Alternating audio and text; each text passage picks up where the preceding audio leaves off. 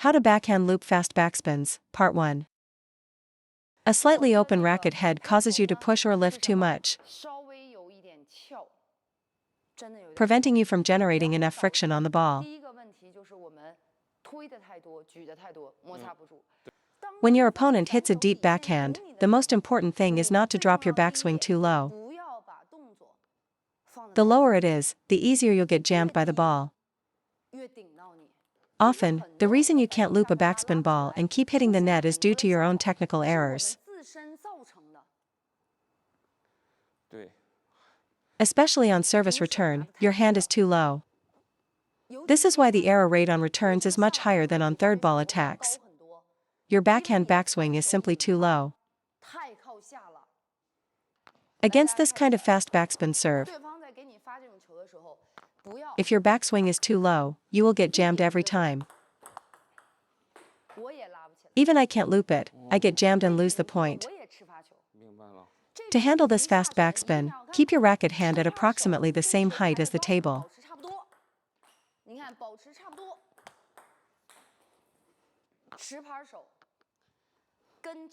Do not drop it too low. You feel the ball has more spin, so you drop your racket lower. But the lower it goes, the more you get jammed, and the more you feel you can't brush the ball. This is a vicious cycle. This applies to a fast backspin serve. If it's a slow, chopped ball, you have enough time to drop your racket lower and loop it. For a slow ball, I can get under it and sync with its pace, moving diagonally forward and up. But against a fast backspin, there's no time. By the time you complete your backswing, the ball has already jammed you. Modern backhand service returns no longer feature a low backswing.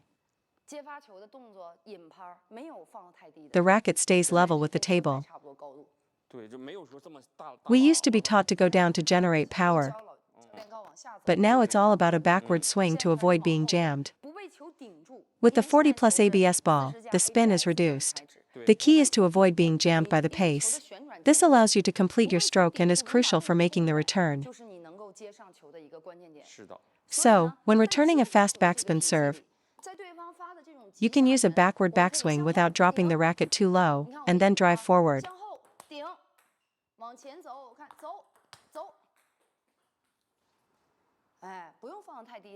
For a third ball attack, it's a different story. A chopped ball is slow, so you have time even with a low backswing. Getting jammed on returns is often because your hand is too low, creating a vicious cycle of dropping it lower after every mistake. You must dare to swing back more and down less. This will improve your ability to generate power on your backhand. The true challenge of the backhand lies in managing the distance to the ball, your spatial awareness. It's different from the forehand. If you're too close to the table, the ball can jam you. So you step back to create space. If you stand that far away for a backhand, you'll be too far from the ball to generate any power. The forehand and backhand systems are fundamentally different. Therefore, on your backhand return, you must stay closer to the ball. If the opponent's serve is fast and deep, don't retreat. Stay in position and use a compact stroke. If it's a bit shorter, step in with your right foot to get closer. Against a very deep and fast long ball, a big backswing will get you jammed. It's better to use a compact stroke and redirect the opponent's pace. The more your opponent jams you, the more you need to lift the ball to create a higher arc. For shorter balls, you need to drive forward through the ball. If you drive forward on a jamming ball, you'll hit the net. If you lift a short ball, it will lack forward momentum and drop. So for short balls, step in with your right foot to maintain the correct distance. For long balls where you feel jammed, use a smaller stroke. Think of it as a compact backhand flick. Honestly, the spin isn't so heavy that you can't loop it. The real reason you fail is often because you're jammed, you lose your space, and you hit the net. Now let's talk about contact point. What do you think is the best timing for a backhand loop? You have the rising point, the peak of the bounce, and the early falling point. The modern backhand is more compact and played closer to the table, which allows you to solidly meet the ball. My advice, if your opponent's ball is very fast and deep, loop it on the rise. If it's a slower ball with a more relaxed rhythm, hit it at the peak of the bounce.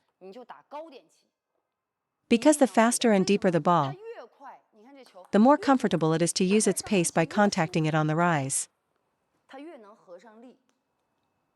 You can borrow its power.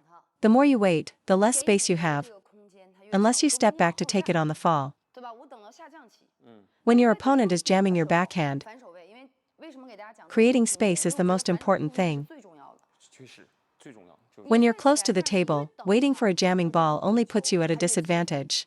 You have to use its pace. Use its pace to execute a small loop over the net.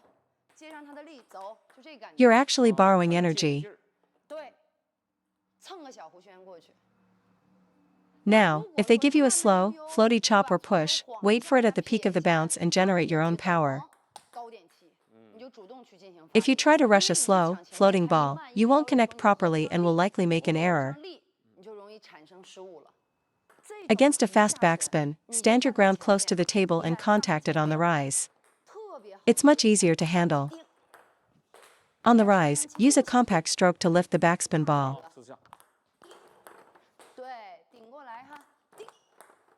As the ball comes, use a small motion, make contact, and go.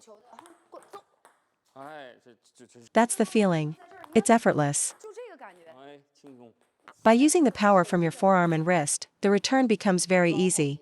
It barely takes any effort, just a flick of the wrist and the ball is on the table. The opponent's pace provides the power. I absorb that incoming force by keeping my hand in front, using less arm in my backswing, and just turning my wrist to send the ball back.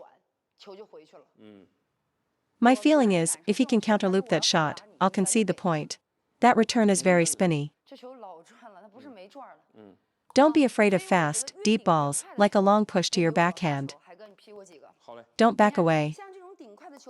The more you wait, the more difficult the shot becomes. For the fastest, deepest balls, focus on your wrist. I got this inspiration from watching Fan Zhendong. Notice how Fan Zhendong handles high-quality backhand shots. He often lowers his body and snaps his wrist to loop the ball right at that contact point. Often, when an opponent plays a deep push like that, they're trying to jam you or force an error. If you push it back, they'll attack. For this kind of ball, contact it on the rise and you can flick it right back. Keep the stroke compact. I'll teach this mini loop technique in a bit.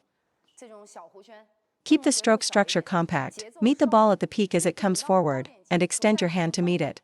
I find this extremely effective. However, if the opponent's push is slow and floaty, you can't rush it like that because you won't be able to connect with any power. For that kind of ball, you must wait for it at the peak of the bounce. If they hit you with a fast push or a quick backspin serve, stay in front and brush it on the rise. If they serve a slower, heavy spin ball, then you can wait for the peak, engage the ball's spin to neutralize it, and power through your shot. In a match, most players will try to pressure you with a fast push.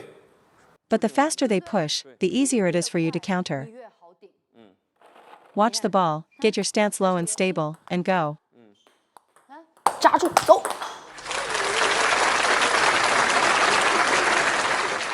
Part 2, tomorrow at 7 p.m., subscribe and click the bell. Join as a member for early access to new videos and to unlock exclusive members-only shorts. Thank you for supporting the channel's growth.